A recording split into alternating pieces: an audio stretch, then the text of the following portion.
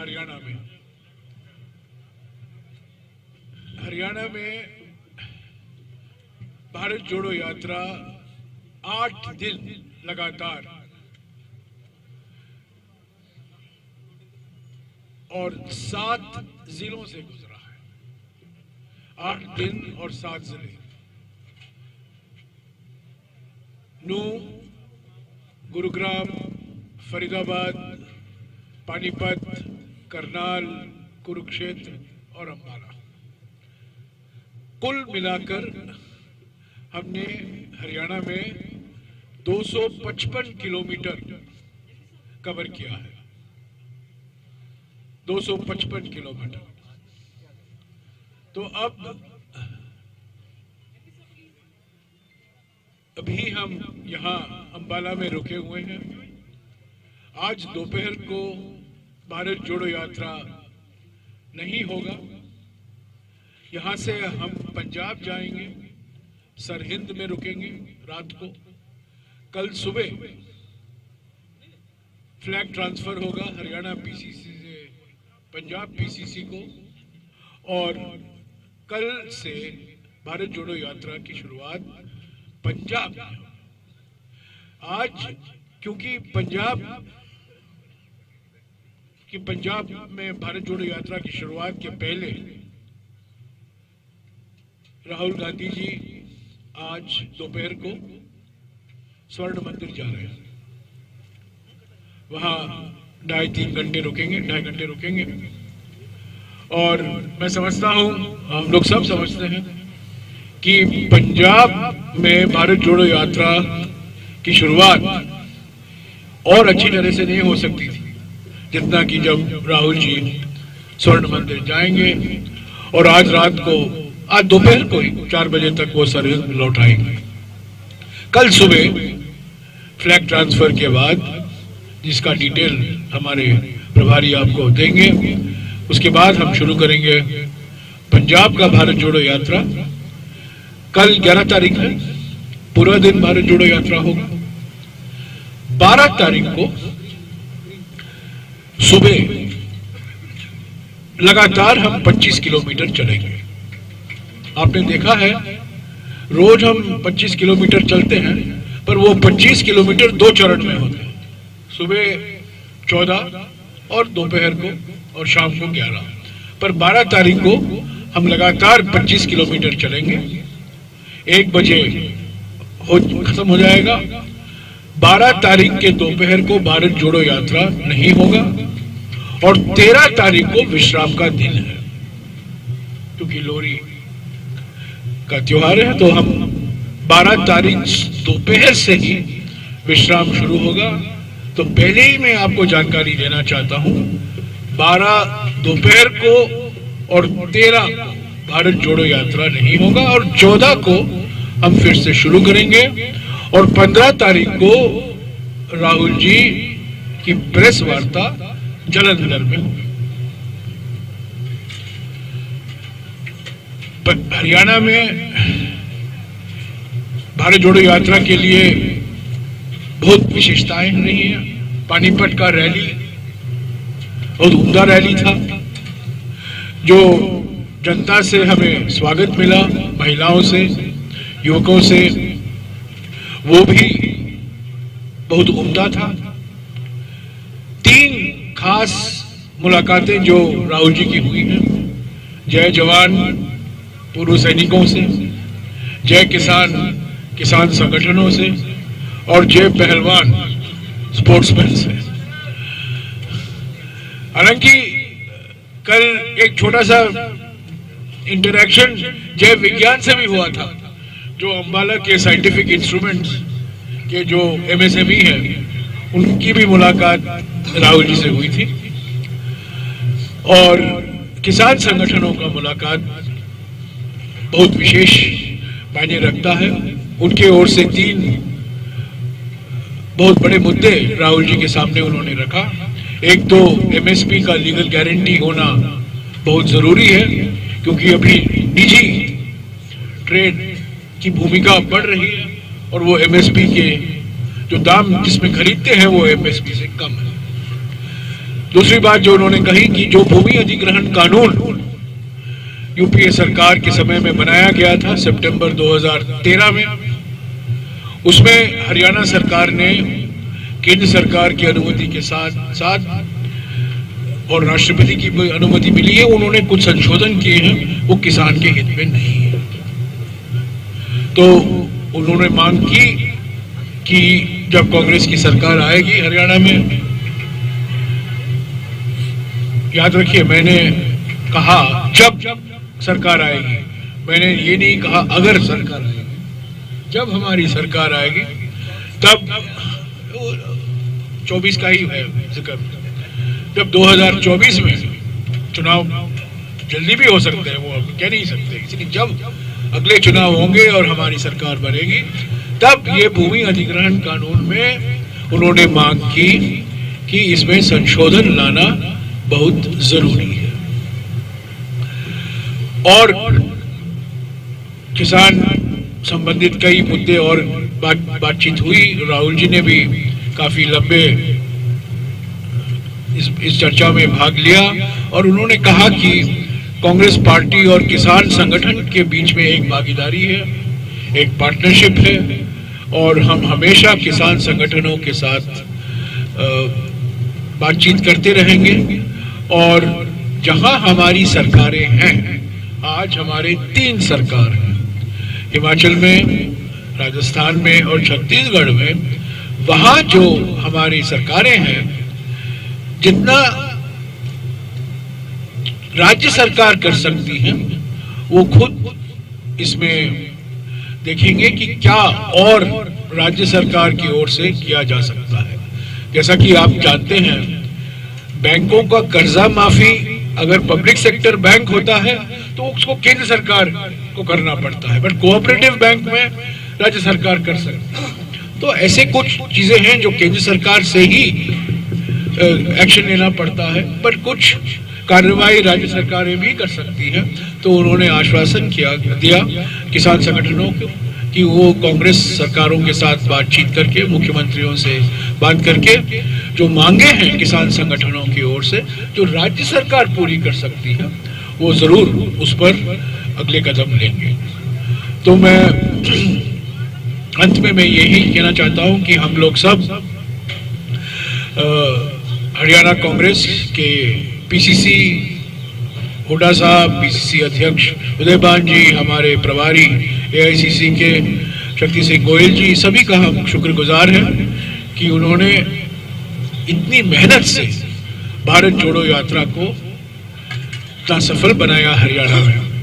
हमने, जैसा कि मैंने पहले भी कहा है, मैं फिर से दोहराना चाहता हूँ, हरियाणा में न केवल हमने ठंड का सामना करना पड़ा, पर हमें हर एक जिले में सड़कों से भी काफी खतरा का सामना पड़ा, न केवल मौसम से पर सड़क से।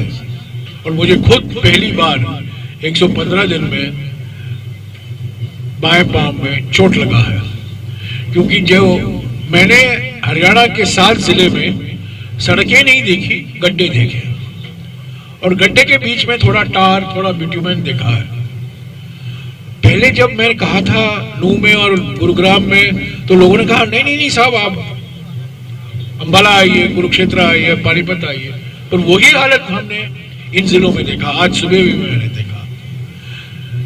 एक जमाना था जब लोग कहते थे हरियाणा के माफिक सड़क, एक मिसाल बन गया था हमारे देश के लिए। और आज मैं कन्याकुमारी से चला हूं, हर राज्य से मैंने देखा है, मध्य प्रदेश और हरियाणा के सड़कों की जो स्थिति है सबसे बुरी। और ये हरियाणा पर ये कलंक है। एक जमाना था जब लोग कहते थे, प्लानिंग कमीशन सभी राज्यों को कहता था हरियाणा के माफी का सड़क बनाइए। तो मैं उम्मीद करता हूं कि जब हमारी सरकार आएगी, सड़कों का जो मेंटेनेंस करना है, अपग्रेडेशन करना है, नेशनल हाईवे की नहीं बात कर रहा हूं मैं, स्टेट रोड की बात कर रहा हूं, स्टेट हाईवेज की बात कर रहा हूं। तो मैं अभी हुड्डा साहब से गुजारिश करूंगा कि वो आपको संबोधित करें। उसके बाद हमारे प्रभारी आपको कल के कार्यक्रम के बारे में जानकारी देंगे। हुड्डा साहब।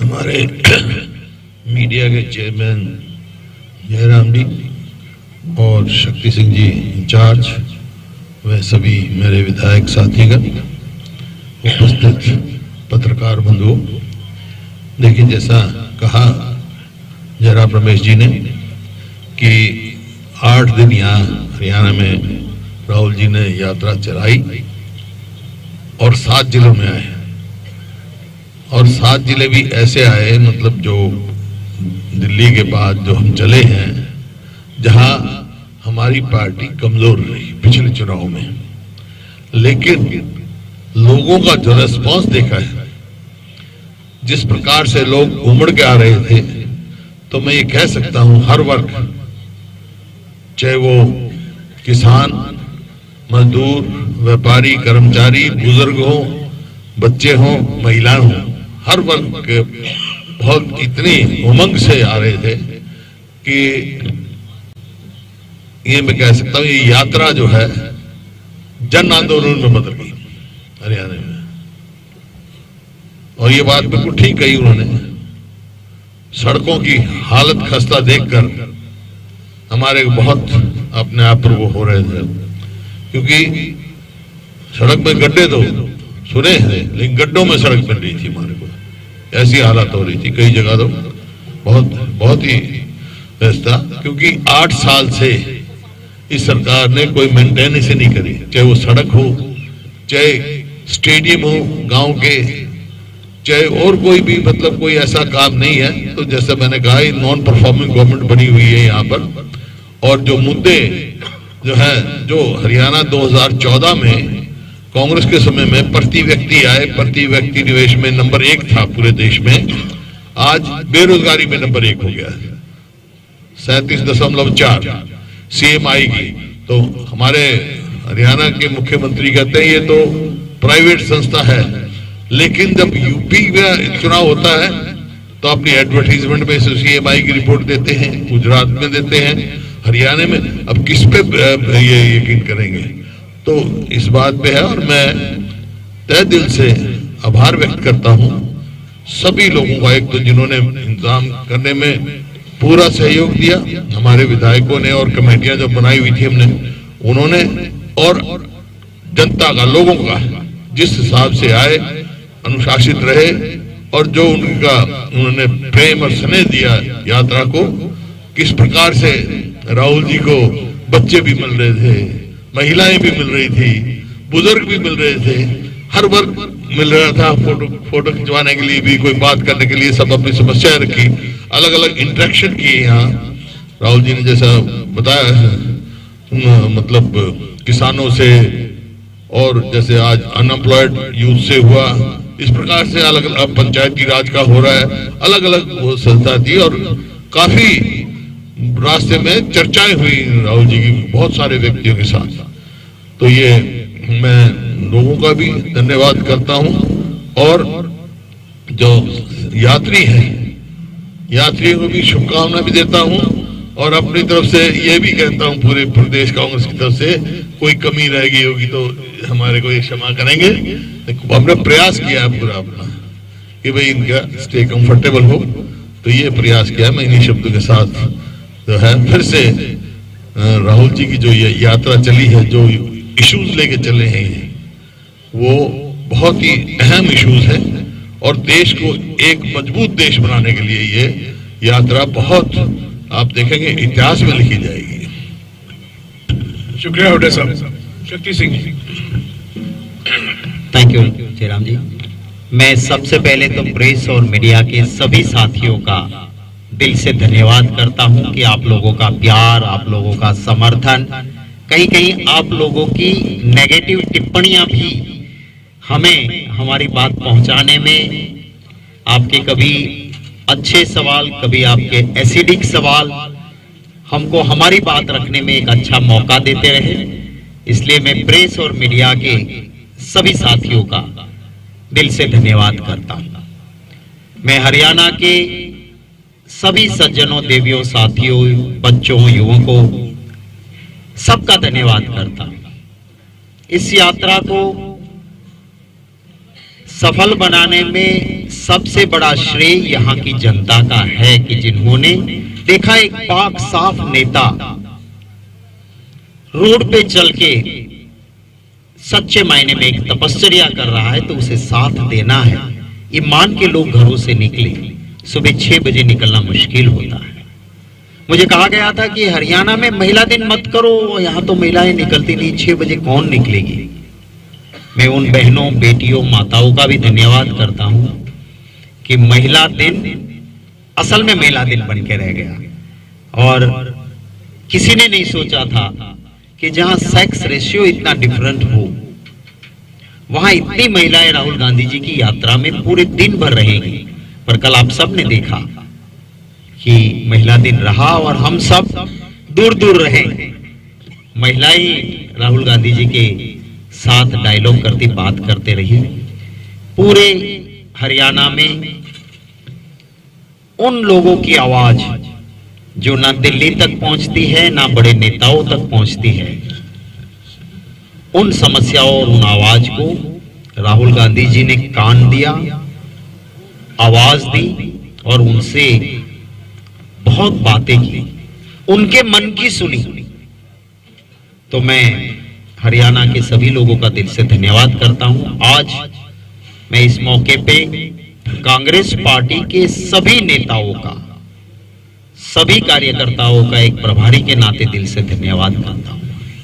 मुझे आप में से ही कुछ लोग शुरू में डरा रहे थे कि गुटबाजी है, कैसे यात्रा करोगे, आप भारत जोड़ो करते हो, हरियाणा में कांग्रेस कहां जुड़ेगी। आप सब ने देखा कि सिर्फ कदम नहीं, हमारे नेताओं ने दिल लगा के कदम तो मिलाएं, दिल भी मिलाएं और साथ मिलके सबने काम किया है। हमारे प्रदेश अध्यक्ष उदय भान जी, पूर्व मुख्यमंत्री, हमारे कांग्रेस पार्टी के विधायक दल के नेता हुड्डा साहब, हमारे 2 जनरल सेक्रेटरी एआईसीसी में हरियाणा से हैं, भाई रणदीप सुरजेवाला जी, शैलजा जी, हमारे सारे विधायक, वो विधायक बन के अहंकार में नहीं रहे, कार्यकर्ता बन के जमीन पे काम किया। हमारे इंचार्ज यात्रा के भाई दान सिंह जी, राव दान सिंह जी ने पूरे परिवार को लगा दिया था सेवा में। ऐसे बहुत नाम है जो कमिटीज के चेयरमैन, सभी का नाम लेना संभव नहीं है। मैं सभी का एक इंचार्ज के नाते दिल से धन्यवाद करता हूं। हाँ, दीपेंद्र सिंह हमारे एकलौते एमपी है, तो वो भी साथ बिल्कुल लगे रहे। और आपने देखा कि कहीं पर कोई गुट से ऊपर मोहब्बत की दुकान खोल के सबने काम किया है। आज आखिरी पड़ाव मां अंबा के नाम से जिस शहर को नाम मिला है अंबाला, उस शहर में जहां हमारी सेना के 2 कोर के मुख्यालय आए हैं, ये वो शहर है जहां महात्मा गांधी जी की हत्या करने वाले गॉडसे को फांसी दी गई थी। ये वो शहर है जहां पे 1857 का अंग्रेजों के खिलाफ जो सबसे बड़ा आंदोलन चला, उसमें अंबाला का बहुत बड़ा योगदान रहा। कांग्रेस के स्थापक सदस्यों में से अंबाला के हमारे उस वक्त के महान नेता अंबाला से रहे। तो ऐसे शहर में आज हमारा आखिरी पड़ाव है। मैं आप सभी का और हमारे सभी कार्यकर्ता, नेता और हरियाणा के लोगों का धन्यवाद करता हूं। आखिर में मैं आपके, जैसे कि हमारे जनरल सेक्रेटरी कम्युनिकेशन का आदेश था कल के प्रोग्राम के बारे में, आपका सुझाव मेरे लिए आदेश है। कल जो है हरियाणा से आज रात ही हम पंजाब बॉर्डर में पहुंचेंगे, पर हमारा कल का, आज हम फ्लैग दे सकते थे, पर पंजाब में कल बहुत बड़ा दिन है और सभी का मानना ये था कि फतेहगढ़ साहिब गुरुद्वारा के अंदर माथा टेकने के बाद हम फ्लैग लेंगे। जो हमें भी अच्छा लगा। तो कल सुबह 6 बजे गुरुद्वारा फतेहगढ़ साहिब सिर हिंद माथा टेकने के बाद 6 बजे 6:30 बजे फ्लैग सेरेमनी होगी। वो बस स्टैंड के पास सिर हिंद पे होगी। आपको लोकेशन में साझा कर दूंगा ट्विटर पे। 7 बजे कल पद यात्रा शुरू होगी। 10 बजे हमारा मॉर्निंग ब्रेक होगा एट खालसा ग्राउंड मंडी गोविंदगढ़ पे। 3:30 बजे फिर पद यात्रा शुरू होगी और शाम का हमारा ब्रेक होटल ग्रीनलैंड खाना उसके पास हमारा ब्रेक होगा खाना। और ये कल का हमारा पंजाब का प्रोग्राम रहेगा, वो मैंने आपसे साझा किया है। आप सभी का फिर से धन्यवाद करता हूं। आपको भी नया साल शुरू हुआ है, सबको बहुत बहुत शुभकामनाएं। Thank you very much. शुक्रिया। कुछ सवाल है तो मुल्ला साहब। ये सवाल है कि कल राहुल गांधी जी ने मौलाना के अंदर बोला कि 21वीं सदी में खाकी जो है हाफ पैंट में जो कौरव नजर आते हैं, उनका इशारा क्या आरएसएस की तरफ था या नरेंद्र मोदी जी की तरफ था? आप जानते हैं किसकी इशारा? हाँ जी, आप सर चौधरी का धन्यवाद। जयराम जी, उन्होंने कोऑर्डिनेशन बहुत अच्छी हमारे एक्स एमएलए आपके मीडिया कोऑर्डिनेटर के तौर पे और गीताबेन ने किया है, अनिल भारद्वाज जी और गीताबेन का भी मैं धन्यवाद करता हूँ। जयराम जी, आपने बात की है कि भारत जोड़ो यात्रा में राहुल गांधी जी ने एक दिन महिलाओं को दिया है। अगर हरियाणा की बात करें तो एक स्पोर्ट्स मिनिस्टर है, उस पर बड़े गंभीर एलिगेशन लगे। हुड्डा साहब भी बैठे हैं, संदीप सिंह, और उस केस में कांग्रेस का क्या स्टैंड है? हुड्डा साहब से मैंने गुजारिश की। कांग्रेस का स्टैंड कई दफा आ चुका है हमारे को, क्योंकि एसआईटी बनाई है और मैं किसी को निर्दोष या दोषी नहीं ठहरा सकता जब तक पूरी इंक्वायरी नहीं हो। मैंने ये कहा था, लेकिन निष्पक्ष जांच होनी चाहिए।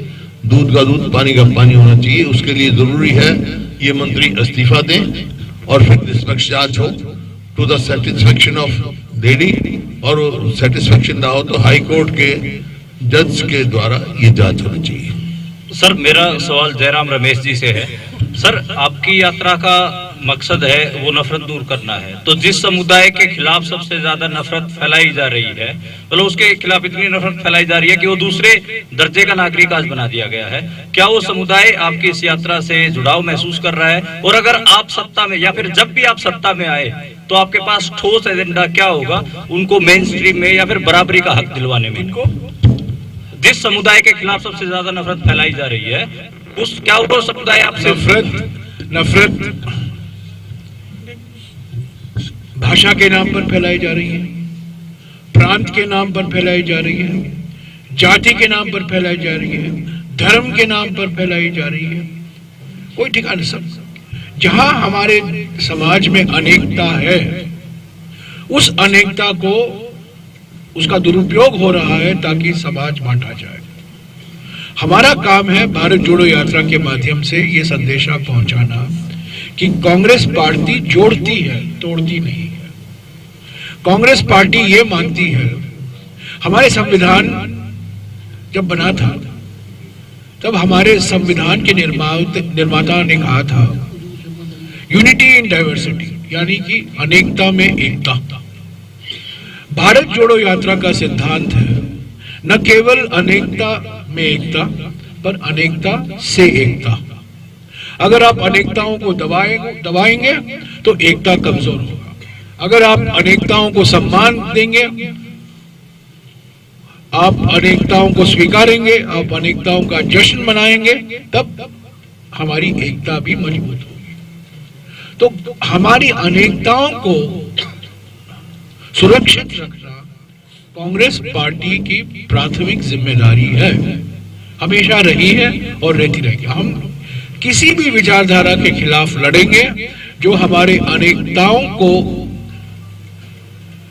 इसलिए उपयोग करेगी ताकि हम समाज को बांटें, ताकि हमें चुनावी फायदा पहुंचे। धर्म के नाम पर, जाति के नाम पर, भाषा के नाम पर, किसी के आधार पर, मैं सिर्फ धर्म की बात नहीं करता हूं, क्योंकि जो नफरत फैलाई जा रही है कई तरीके, धर्म का भी दुरुपयोग हो रहा है, जाति का, भाषा का, तो अलग अलग चीजें हैं। एक बात स्पष्ट है भारत जोड़ो यात्रा से, जब राहुल जी बोलते हैं नफरत छोड़ो भारत जोड़ो, इसमें सब शामिल है, हर एक अनेकता इसमें शामिल है। सर मेरे दो सवाल हैं, एक हुड्डा साहब से और एक जयराम जी आपसे। दो सवाल है। एक हुड्डा साहब आपसे सवाल है, मुख्यमंत्री ने कल प्रेस कॉन्फ्रेंस की है और उन्होंने कहा है कि जो बेरोजगारी है वो 6% है, आप इस पर क्या कहते हैं? आप कहते हैं कि 37% बेरोजगारी और मुख्यमंत्री कहते हैं 6% बेरोजगारी। ये सीएमआई की रिपोर्ट है और इसमें कोई दो राय नहीं। हरियाणा में आज बेरोजगारी पूरे देश में सबसे ज्यादा है। ये रिपोर्ट सीएमआई की यूपी में कैसे ठीक हो जाती है, गुजरात में कैसे मान्य होती है? या तो वो ये कहें भी गुजरात और उसके भी आंकड़े गलत हैं यूपी के, तो ये कई दफा असेंबली में भी कैच कर। तो सीएम के जो आंकड़े हैं उसको कैसे देखते हैं आप? ये ऐसा है, ये सीएमआई के आंकड़े ठीक है।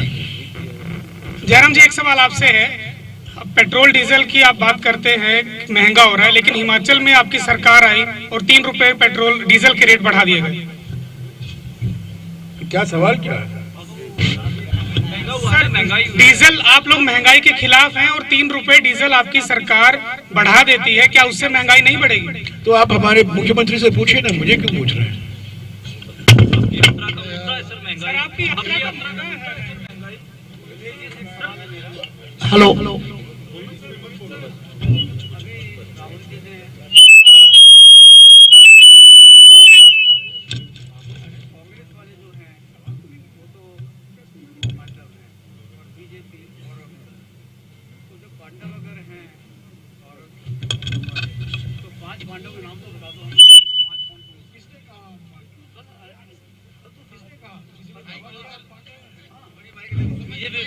बीजेपी और आरएसएस इनको कहा है कि पांडव हम लोग हैं और ये कौरव लोग हैं। ये लोग बीजेपी के हर वक्तव्य पर मुझे कोई टिप्पणी देने की जरूरत नहीं है। अच्छा, ठीक है।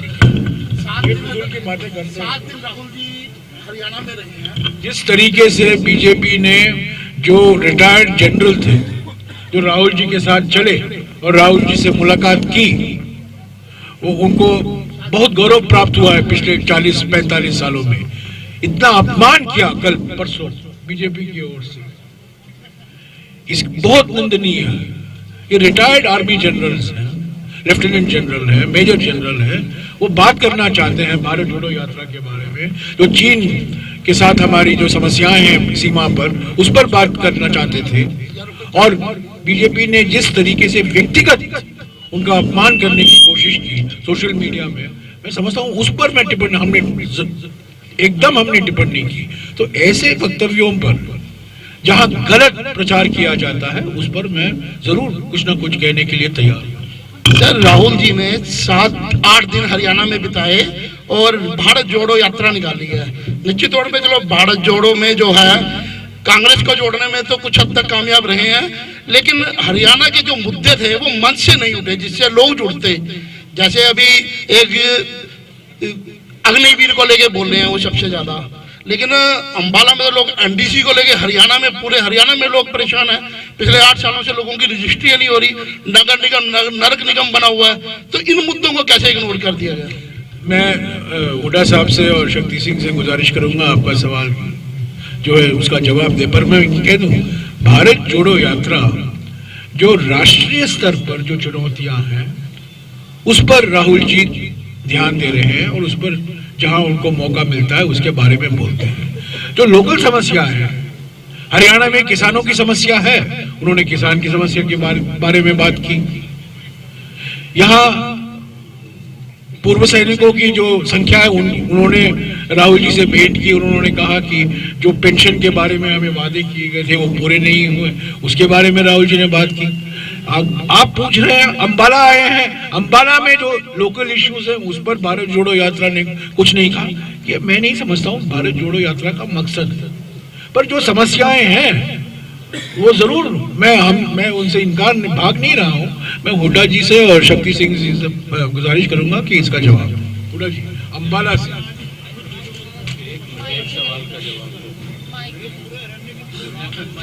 ऐसा है इस सवाल का जवाब तो कई बार हम दे चुके हैं। आप नहीं लिखोगे तो हम क्या करेंगे कि ये this government is most failed government, non performing government, most corrupt government. This is the reason for that. और जितनी पॉलिसी लेके आए हैं, चाहे ये परिवार पहचान पत्र है, चाहे आईडी वो है, या रोजगार कौशल रोजगार योजना है, सब जो है मतलब इनकी उससे करप्शन ही करप्शन हो रही है। जयराम जी, कई दफा कह चुका मैं, लिख दिया करो आप जी। जयराम जी सर, जब आप अंबाला की बात करते हो तो यहाँ पे कापड़, टेक्सटाइल, चीनी, मिट्टी के बर्तन, इसके लिए अंबाला बहुत ही सुप्रसिद्ध है। और इन चारों में बीजेपी सरकार आने के बाद दिक्कतें आई हैं। चीनी के पैसे किसान बेचने के बाद, गन्ना बेचने के बाद कितने दिन बाद मिलता है आप खुद जानते हो, और कितना किसानों पे अत्याचार हुआ है, वो सब बात राहुल जी ने सबकी सुनी है। जहां मौका मिला है उनके साथ इंटरेक्शन हुआ है, और इन सारे मुद्दों को आप चाहे हमारी रैली को देखें, प्रेस कॉन्फ्रेंस को देखें, इंटरेक्शन में देखें, लोकल नेशनल इश्यूज भी उठाए हैं। और कल को हमारी सरकार बनती है तो कौन मुख्यमंत्री नहीं, कैसा मुख्यमंत्री कि जो इस सवालों का उकेल ढूंढे, वो राहुल गांधी जी सबसे डायलॉग करते हैं। तो ये कहना ठीक नहीं होगा कि लोकल समस्या, और इसीलिए तो निकले हैं, लोकल लोगों की बातें सुनी हैं और उनकी जो समस्याएं हैं। और खुद जब पैदल पे चलते हैं तो पता भी चलता है कि क्या हालत है।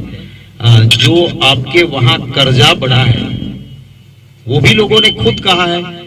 पुलिस के जवान जो हो या महिलाएं पुलिस कांस्टेबल रस्सा लेके चल रही थी, हम कहते थे कि सॉरी आप लोगों को भी दिक्कत हो रही, बोले नहीं पूरा उठाएंगे, हम भी चाहते कि बहुत परेशान हो गए इस सरकार में, अब सरकार बदले आपकी सरकार आए तो पुरानी पेंशन से लेके बहुत हमारा काम होगा। तो ये हालत है यहाँ की। Thank you. जयराम जी एक सवाल है सर, अभी लंच इंतजार कर रहा है। जयराम जी सर एक सवाल है, आप केंद्र सरकार की कमियां गिनवा रहे हैं पूरे देश में घूम के, राज्य सरकारों की भी गिनवा रहे हैं, आपकी भी 3 राज्यों में सरकारें हैं, तो आप उनके काम नहीं गिनवा रहे, कौन से काम अच्छे हैं जो बाकी सरकारों को कॉपी करने चाहिए, आपके काम करवाने चाहिए? ये वक्त नहीं है उसको गिनाने का, पर राजस्थान में अगर आपने देखा होगा, राजस्थान में जब राहुल जी थे, जब भारत जोड़ो यात्रा हम राजस्थान को गुजरे, जो राजस्थान सरकार के चिरंजीवी स्वास्थ्य बीमा योजना के बारे में हमने काफी, राहुल जी ने उस पर लंबी बात की और उन्होंने कहा कि दूसरों राज्यों के लिए ये मिसाल है। कई ऐसे कार्यक्रम हैं, पुराने पेंशन स्कीम है, छत्तीसगढ़ सरकार और राजस्थान सरकार ने लागू किया है। तो ये बात गलत है कहना कि राहुल जी ने ये बात नहीं उठाए हैं कि जो कार्यक्रम है, उल्लेखनीय कार्यक्रम है, योजनाएं हैं, कांग्रेस की सरकारों जो चला रहे हैं, उनकी बात हमने नहीं की। उनका समस्या यही है कि आप लिखते नहीं हो उसके बारे में, आप उनके बारे में लिखते नहीं हो। नीति आयोग तो कोई श्रेय देता नहीं है। एक जमाना हुआ करता था जब प्लानिंग कमीशन था, योजना आयोग था, वो किसी भी सरकार में अच्छा काम हो रहा था तो वो कहता था ये अच्छा काम है। अब तो नीति आयोग तो प्रधानमंत्री कार्यालय का एक डिपार्टमेंट बन गया है।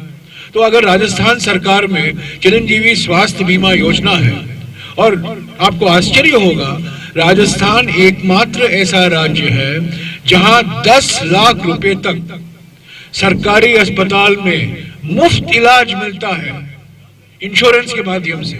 सरकार सारा खर्चा का बोझ सरकार पर आता है 10 लाख तक, और 10 में से 9 नागरिक राजस्थान में कवर है चिरंजीवी स्वास्थ्य बीमा योजना। ये और किसी भी राज्य में नहीं है। इन्होंने मुझे याद दिलाया ओल्ड पेंशन स्कीम के बारे में। न्याय योजना है छत्तीसगढ़ में। कई कार्यक्रम है। गैस सिलेंडर का की जो घोषणा की गई, 500 रुपया सीमा होगा गैस सिलेंडर का दाम। अशोक गहलोत जी ने भारत जोड़ो यात्रा के आखिरी मीटिंग अलवर में इसकी घोषणा की। तो ये सरकार तो इसका ध्यान करती ही नहीं है, हमेशा आलोचना करती रहते हैं। वास्तविकता यह है कि राजस्थान, छत्तीसगढ़, हिमाचल तो अभी सरकार अभी आई है, पर राजस्थान और छत्तीसगढ़ में, और जब हमारी सरकार थी मध्य प्रदेश में जो गिराया गया मार्च 2020 में, उस सरकार ने भी बहुत ऐसे काम किए हैं जो दूसरे राज्यों के लिए एक मिसाल है, खास तौर से कर्जा माफी जो कमलनाथ की सरकार ने मध्य प्रदेश में किया था। Thank you. क्या है, क्या है, बोलिए बोलिए, क्या है?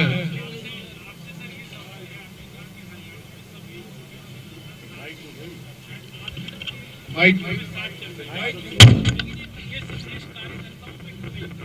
पूरे रास्ते में हम लोग तो पूरे रास्ते में मीडिया स्टैंड से देखते हुए चल रहे थे। जो आपके स्वागत करने के होर्डिंग, बैनर, तस्वीरें थी, उसमें अगर एक नेता की फोटो थी तो बाकी दोनों की नहीं थी। अगर किसी एक की होती तो नहीं, गलत है। कार्यकर्ताओं तक संदेश क्यों नहीं? आपने गलत है, आपने पूरा देखा नहीं है। तब सब देखा मैंने। देखिए इसका एक सेकंड भैया, एक सेकंड इसका जवाब तो दे दे। देखिए, आप सब ने पूरे होर्डिंग्स देखे होंगे। हमारे वहां कोई डिक्टेटरशिप नहीं है, इंटरनल डेमोक्रेसी नहीं है, अंदरूनी लोकतंत्र है। पर आपने ऊपर देखा होगा कि हर नेता का सर्कल में सबने फोटो लगाने की कोशिश की। हाँ, होता है राजनीति में, मेरे साथ 10 लोग जुड़े हैं, उनका उत्साह होता है कि राहुल जी का फोटो तो मेन रहा, पर मेरा फोटो डालेंगे। पर बीसीसी सीएलपी लीडर्स के फोटो हर ऊपर बैनर में रहे। कहीं किसी ने एक नेता के साथ जुड़ा है तो लगाए उसमें कोई, हाँ मेरा भी फोटो है, कुछ लोगों ने मेरा कौन सा गुट है यहाँ, मुझे यहाँ कोई राजनीति करनी नहीं। मैंने पहले ही दिन कहा था कि ना मेरा जिंदाबाद होगा ना मेरा फोटो होना चाहिए, फिर भी लोग लगाते हैं। मैं कहता हूं कि राहुल गांधी जी जिंदाबाद में सबका जिंदाबाद आ जाता है, कांग्रेस जिंदाबाद में शक्ति सिंह आ जाता है अंदर। राहुल जी का फोटो आ गया, हमारा सिंबल आ गया, खड़गे जी का फोटो, सोनिया जी का आ गया, तो मैं उसमें समाविष्ट हूँ। पर फिर भी कार्यकर्ता का एक जोश और उत्साह होता है। कदम से कदम कार्यकर्ता ने भी मिलाया है, नेताओं ने भी मिलाया है।